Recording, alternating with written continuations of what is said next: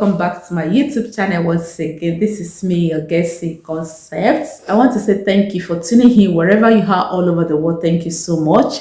And if you are seeing me for the very first time, this is See Concept.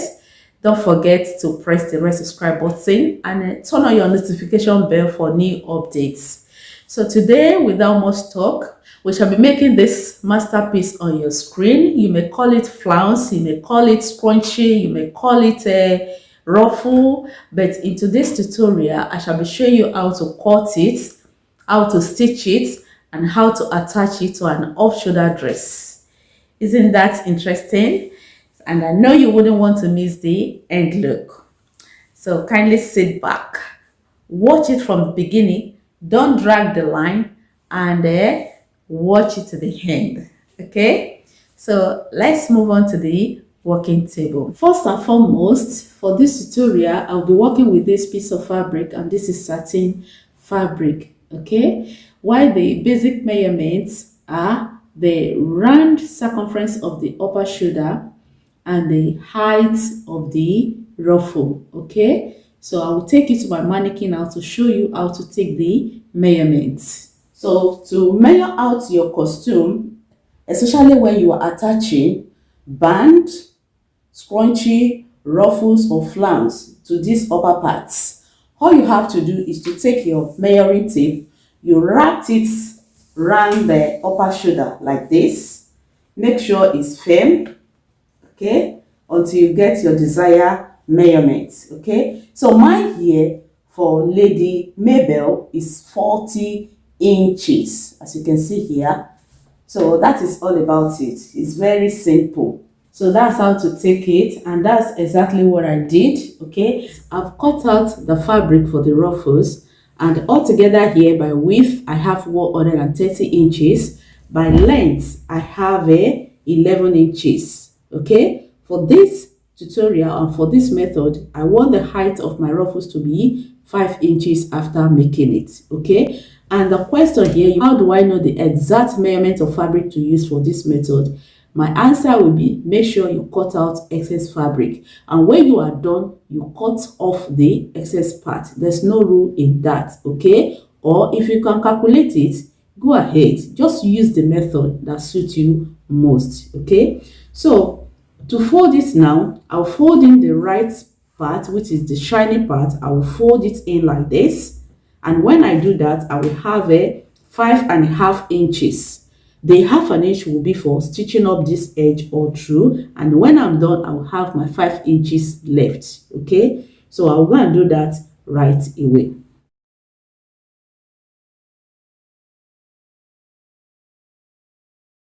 After stitching it up, I'll go ahead and turn it inside out again. So this is it. So this is the seam line. So what I'll do, I'll place the seam line in the middle, in the center. Make sure I give it a good press. I'll use my iron to place the seam line in the middle properly. If you're finding it difficult to place in the middle, all you have to do, just take your tape measure it out 5 inches. Then where you have your 2.5 will be in the center. Okay, this is how it's going to look after ironing it. Right, so I'll go ahead now and place the ruffle. So to make the ruffles now, because this particular method is going to take a bust splitting method. Okay, and I keep on getting questions from my previous video on your screen regarding that. Now all you have to do, because I want the width, that is the wideness of each pleat, to be 4 inches after making it, then all I have to do now is to take my measurements from this starting edge. I will measure in 4 inches, that is, I'll go in by 4 inches, which I've done here. Okay, and later that I will start placing to 2 inches. Okay, there's it, 2 inches. So what I did, because the width of my ruler is 2 inches, and I place it mark it out 2 inches all through the piece of fabric. Okay, the first fold, like I said, from the first line here, I will take the first one, I will fold it like this. Make sure you fold out, okay. Unlike the previous video, I fold it in like this, but this particular one, you place it, you fold out, you fold it backward by 2 inches. Okay, make sure it's on 2 inches. Then take your pin and secure it. When you are done, you take the second one. Okay, you take the second one again, you place it 2 inches. Okay, you go on and on like that. Then the next one, you take it, you count from where you stop, you count 1 2 3. You take the third one, you face it. Okay, you pin it. The next one, you take it, you fold it in. Okay, you fold 2 inches in. Just follow the lines. Okay, then the next one, you face it by 2 inches. Make sure each box is 2 inches, and when you are done, this is it. This is the first one, 4 inches. You see, from this part to this part is 4 inches. So that is the wideness of each pleat. Then the next one will be, you take it, you see, you fold it 2 inches, then you skip one again, you place it 2 inches. So I will do the last one now. The next one is going to be face it. You skip a line, then you face it. So I will go on and on like that until I finish up the whole piece.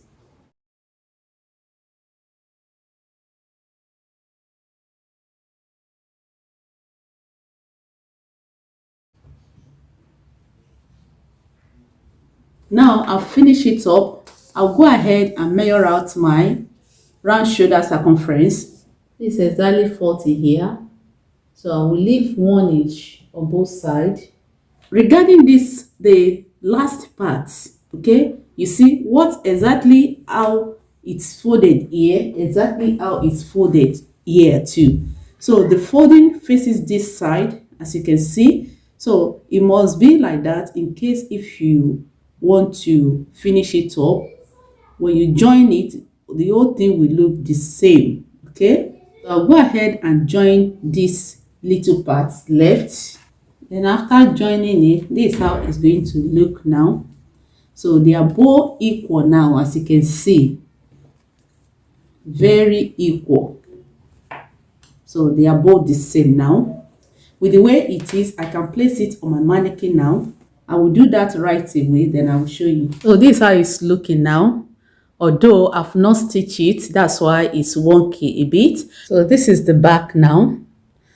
In fact, by the time I stitch it up, you won't recognize where the zipper allowance is, okay, because everything is going to be equal. As you can see, this is where the zipper allowance is, but you, without being told, you won't recognize it. Okay, so I'll go ahead and do all the stitching, okay, and show you the final look. Right, 1 month before I stitch it up, you see, this starting point is very compulsory and it's very crucial, okay, because by the time you finish it, if it doesn't rhyme with the other edge, it's going to look horrible. Okay, so you make sure you go in by the particular amount of width you want each bust pleat to be. Okay, and when you are done with that, you fold out.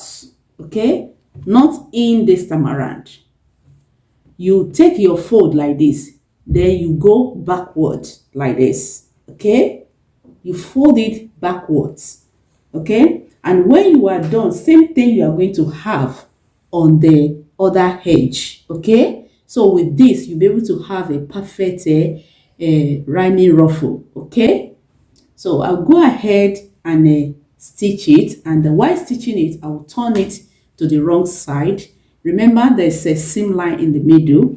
I will follow the seam line, and while doing this, I'll make sure the pleats, okay, are close to each other very well, okay. So I will do that for you to see. I'm about to stitch it now. I will turn the right side facing my sewing machine. Then I will stitch on the wrong side, which is the part that has a seam line. And while doing so, I will take my stitch on the seam, okay.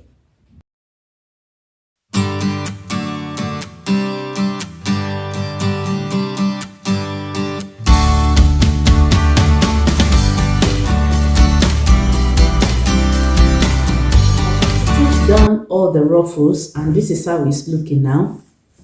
This is it.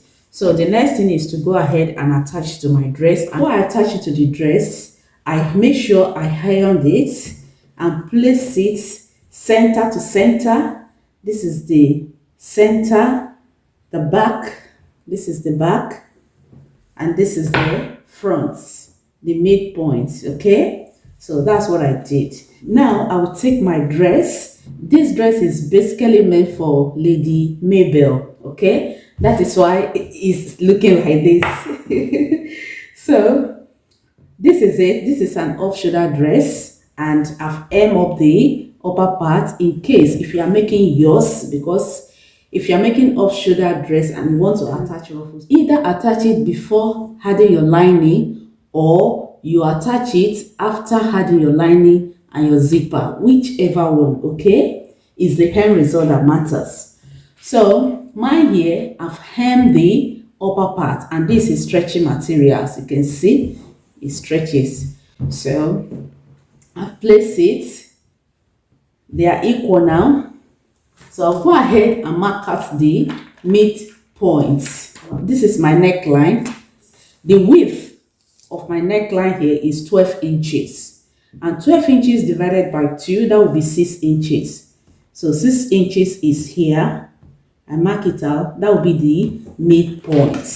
And I will turn it to the back as well. Same thing. 12 inches. I'll mark the midpoint here. This is it. So I will set it aside.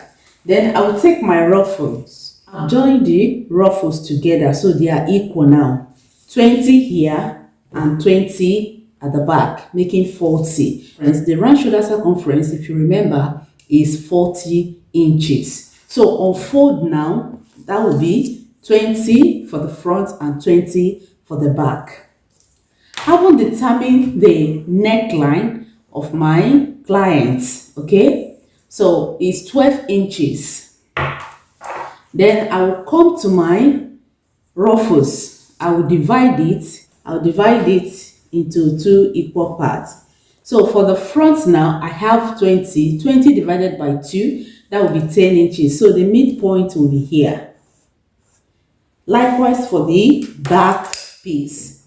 So what I will do now, because this dress has no zipper, that is why I'm doing it this way. If yours is going to have zipper, all you have to do is you just open it up, okay. You open it up and you follow the zipper allowance, okay. But I will just place the dress inside like this. I'll place it center to center. So this is the midpoint.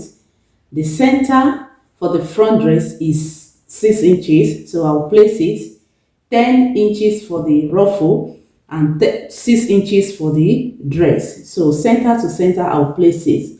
And while placing it, I'll make sure the seam line in the middle is on the neckline, okay. So I'll place it like so, and then stitch it up. I will stitch it in the middle, okay. So I will go now and pin it up. I'll just use my pin to do that. The seam line of the ruffle should be placed on the neckline, okay. I'll go ahead and place it on a Lady Mabel so that I will see the finished look. So this part will be the sleeve, okay. This part will be the sleeve, and that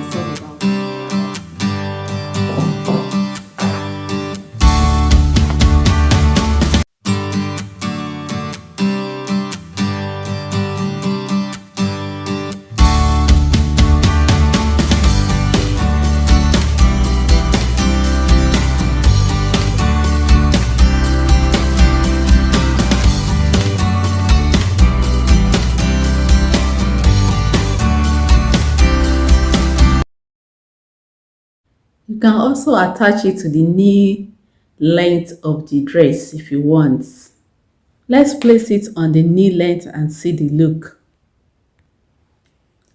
And this is the look of the ruffle on the knee length, because the knee length is smaller than the upper part of the body. That is why it's like that. So guys, this brings us to the end of this interesting tutorial, and I want to say thank you for watching to the end. I hope this video has been helpful. Thank you so much. Don't forget to like it, give it a thumbs up, share it. Let me know what you think in the comment section below regarding this ruffle. Thank you so much. And if you haven't joined this beautiful family, kindly press the red subscribe button down below. Don't forget to turn on your notification bell for new updates. Thank you so much. I love you all. I will see you soon in my next video. Bye.